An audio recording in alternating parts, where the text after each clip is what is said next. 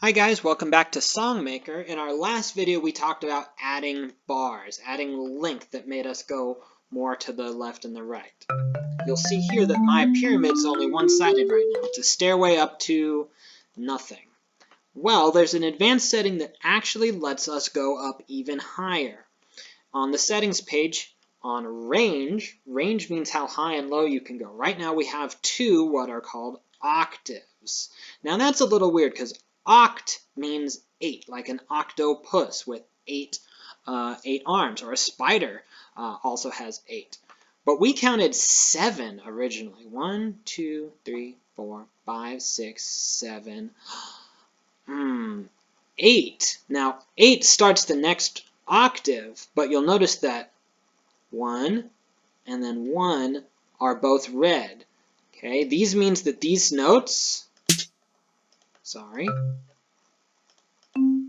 okay, they are called an octave apart, 8 notes apart, and that's why they match. Going back to our settings menu, we can add up to a third octave. There's only one you can add here, but that's going to give us a lot more options. We get our scroll bar back on the right, and we can go up here. We've added a whole 7 more notes. If there was one more up there, that would make even the 4th octave, and you'll see that the colors repeat again. So now instead of 7, we've got 14 and now 21 notes.